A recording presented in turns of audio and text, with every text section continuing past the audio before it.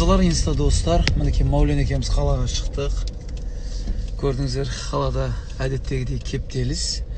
Негізі мынау коронавирус дейді ғой. Біз кеше мен өзім шетелде болып келдім ғой. Шетелде болып келдім, көрдім. Бір маск киіп жүрген адам жоқ негізі. Бұл негізі өтірік негізі.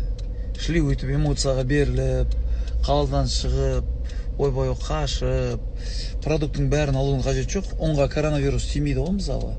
Продуктыға тимейді ғой коронавирус. О тірі нәрсеге тиетін дүние ғой. Былайша негізі коронавирус деген жоқ. Қазір ғана мына Стамбулдан әріптестерім хабарласты. Ринат Баситов, және Азия тобы, біраз әншілер. Египеттен балалар хабарласты. Бейнебаян түсіріп жүрген. О жақта да ештеңке жоқ. Уайымдамаңыздар, аман болайық. Бұл күнде өтеді де кетеді негізі. Бұл жай ғана қолдан жасалып жатқан дүние ғой. Паникаға берілмеңіздер. Бәрі дұрыс, бәрі тамаша болады. Өмір алда. Бисмилlah. Ассаламу алейкум. Армысыздар ағайын. Алдарыңызда дәрігер Жұмадан Жарқынбекұлы. Осы кешелі бері WhatsApp әлеуметтік желілерінде бір видео қатты тарап кетті. Онда бүкіл жалпақ жұртқа танымалы Нұрлан Еспанов деген әнші ағамыз коронавирусқа қатысты өзінің бір пікірін білдірген екен. Оның айтуынша ол осы жақында шетелден кетті.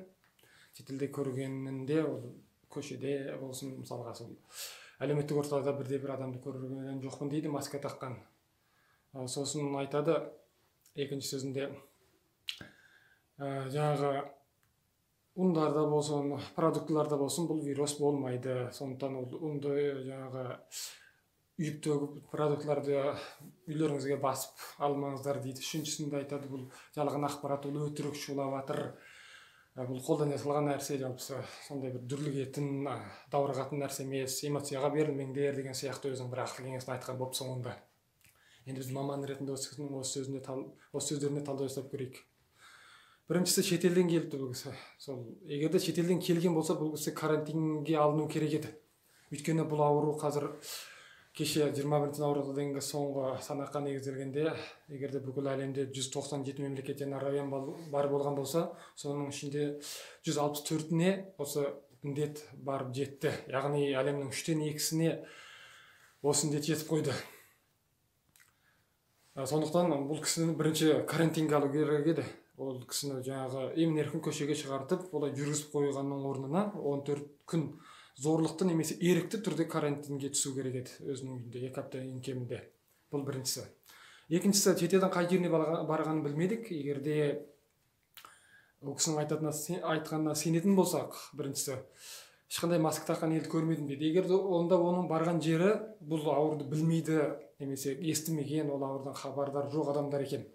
Яғни олар оңтүстік Америкадағы жаңағы орманның ішінде жасайтын, сонда адам жейтін бір жабайы урулар немесе тайпалар сияқты.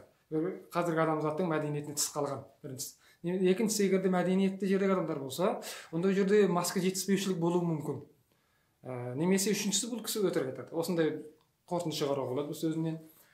Бұған байланысты бірінші сөзіне. Ал екінші сөйлемінде бұл вирустар продуктларда болмайды, ол жанды нәрселерге жұғымдалып, одан кейін сол жерде ауру пайда қылады. Бұл жартысы дұрыс бұл сөздің. Ал жартысының қателігі қайда екенін айтатын болсақ, ол жанды вирус, ол продуктлардан немесе онға қонбайтын деген сөз емес.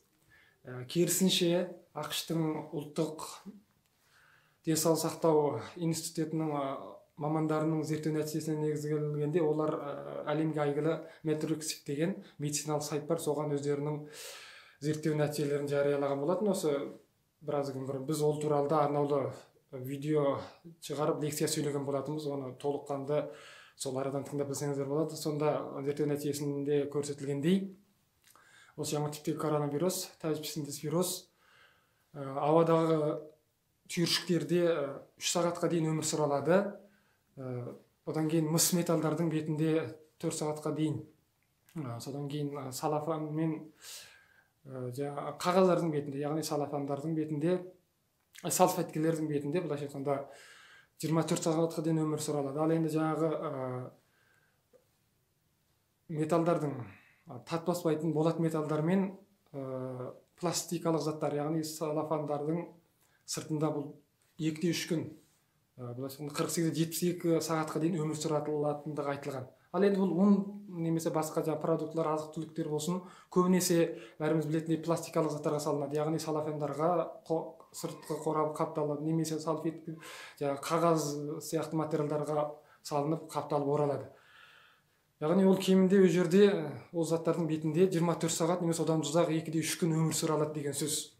Бұл кісінің бұл жағынан хабар жоқ, немесе хабар болса да шындықты жасырғысы келді ма, немесе ол жағынан хабарсыз ба, білімі жетпей ма, оны білмедік.